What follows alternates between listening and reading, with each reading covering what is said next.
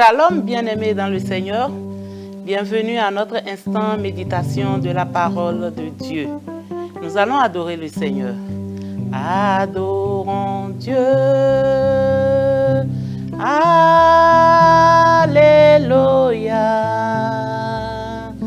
Adorons Dieu. Amen.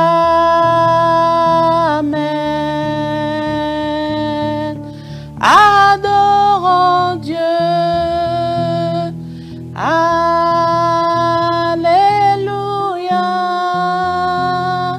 Adorons Dieu. Amen. Élevons Dieu. Élevons Dieu. Alléluia. Élevons Dieu. Amen.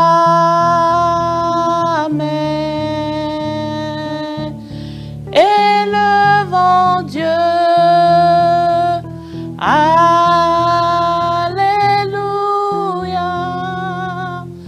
Élevons Dieu.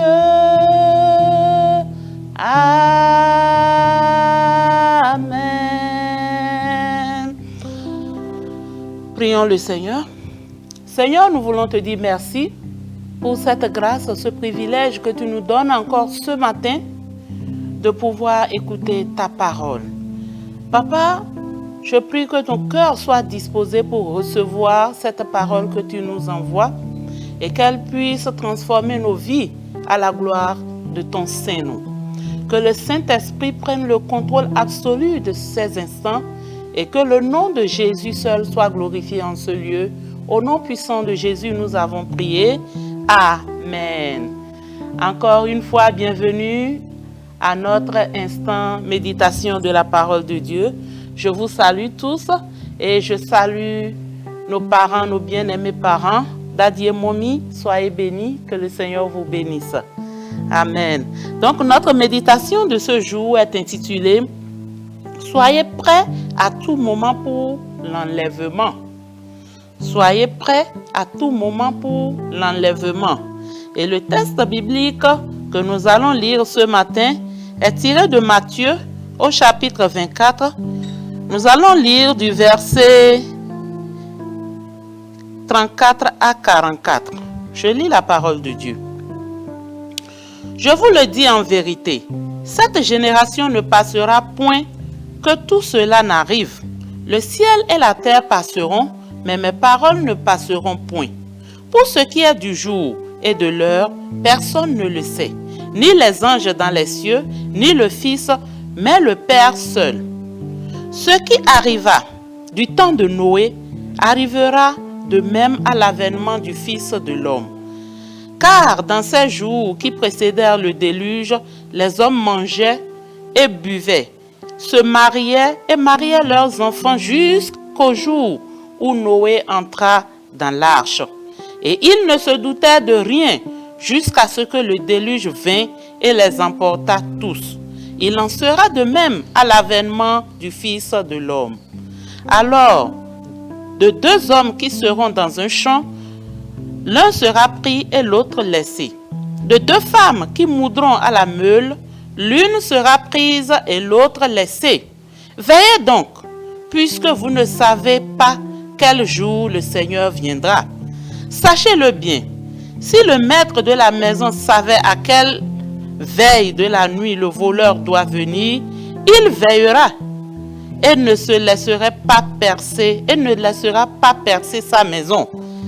C'est pourquoi vous aussi, tenez-vous prêts, car le Fils de l'homme viendra à l'heure où vous n'y pensez pas. Que la parole du Seigneur soit bénie. Nous lisons dans 1 Thessaloniciens 4, 16 à 17. Car le Seigneur lui-même a un signal donné, à la voix d'un archange et au son de la trompette de Dieu, descendra du ciel. Et les morts en Christ ressusciteront premièrement. Ensuite, nous les vivants, qui serons restés, nous serons tous ensemble enlevés avec eux sur des nuées, à la rencontre du Seigneur dans les airs. Et ainsi, nous serons toujours avec le Seigneur. Jésus revient pour ses enfants, que vous le croyez ou pas. Il y a plusieurs demeures dans la maison de mon Père. Si cela n'était pas, je vous l'aurais dit. Je vais vous préparer une place, et lorsque je m'en serai allé et que je vous aurai préparé une place, je reviendrai et je vous prendrai avec moi, afin que là où je suis, vous y soyez aussi. Et cela est tiré de Jean 14, versets 2 à 3. Lorsque les saints seront enlevés, les croyants hypocrites qui seront laissés en arrière souffriront de honte et d'opprobre. Ceux qui vous connaissent en tant que croyants vous demanderont pourquoi vous n'êtes pas allés avec les autres après avoir fait semblant d'être croyants. Ce serait une grande honte et un grand déshonneur d'être laissés derrière. Dans le passage biblique du jour, Jésus nous a dit que seul le Père Céleste connaît le jour et l'heure de l'enlèvement. Cela peut arriver à tout moment. Et c'est pourquoi vous devez être prêts à tout moment. Prétendez-vous servir Dieu tout en vous engageant dans un péché secret? Tout croyant qui manque l'enlèvement souffrira plus que l'incroyant, parce que l'antéchrist incitera les gens à rechercher ceux qui se disent chrétiens et demandera à ce qu'ils soient tourmentés, torturés et tués. Bien-aimés dans le Seigneur, c'est vrai que certaines personnes disent qu'il a été annoncé depuis que Jésus devait venir, mais jusque-là, est-ce que Jésus est venu? Je pense que l'illustration de Noé, qui a construit l'arche pendant toute cette période, et les gens disaient, mais est-ce que quelque chose du genre est arrivé, est suffisant pour nous servir de leçon. Le Seigneur reviendra. C'est une certitude. Et toi qui te dis enfant de Dieu, et qui ne mène pas une vie conforme à ce que la Bible dit, à ce que Dieu attend de toi, c'est un avertissement que le Seigneur t'adresse ce matin. Un avertissement pour que tu puisses corriger tes pas. Un avertissement pour que tu puisses te mettre dans le rang. Parce que personne ne sait ni l'heure, ni le moment où Jésus reviendra. Alléluia. Et le retour de Jésus peut même être ton départ de cette terre. Sais-tu à quel moment tu quitteras cette terre? Si Jésus ne venait pas avant ce moment, le retour pour toi, c'est ton départ de cette terre. En tant qu'enfant de Dieu, soyons prêts à tout moment, à tout instant. Alléluia. Afin qu'après avoir prêché aux autres, après avoir marché comme chrétiens, nous ne soyons pas laissés de côté. Le Seigneur vous aime. Voilà pourquoi cette exhortation, cette méditation nous a été envoyée ce matin. S'il y a des choses à mettre en ordre dans ta vie, fais-le. S'il y a un péché secret que tu cajoles toujours ou duquel tu n'arrives pas à sortir, prends la décision. Invoque Jésus au secours et il t'aidera afin d'en découdre avec cette situation, afin qu'à chaque instant, tu sois prêt et prompte pour l'enlèvement.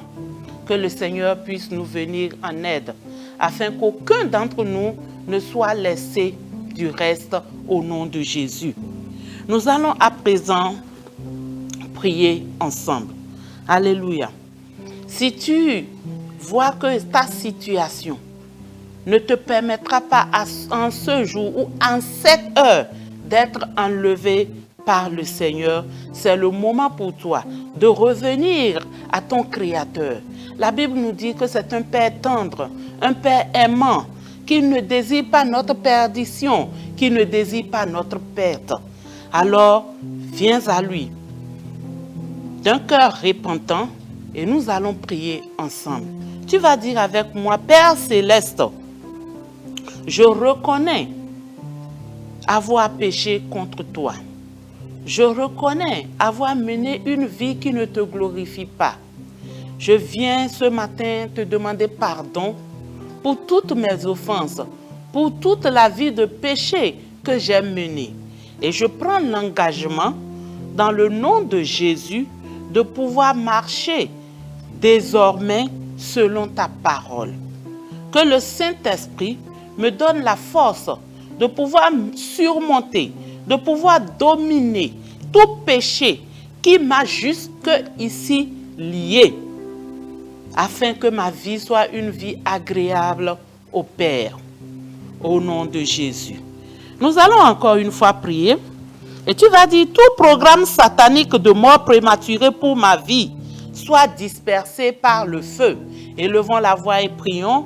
Tout programme satanique de mort prématurée pour la vie de ces bien-aimés soit dispersé par le feu au nom de Jésus-Christ de Nazareth.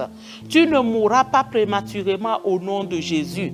Tout programme que Satan a fait contre toi, contre les membres de ta famille, contre tes activités, que ces programmes soient dispersés par le feu au nom de Jésus. Je déclare et je décrète la vie pour toi, la vie physique pour toi, la vie spirituelle pour toi dans le nom de Jésus-Christ de Nazareth. Tu ne mourras pas prématurément au nom de Jésus-Christ de Nazareth. Tu accompliras ta destinée de façon complète et totale dans le nom de Jésus-Christ de Nazareth. Tu accompliras le nombre de tes jours au nom de Jésus-Christ de Nazareth. Et si la trompette sonnait, tu seras apte et prêt pour être enlevé. Tu ne seras pas du reste dans le nom de Jésus-Christ de Nazareth.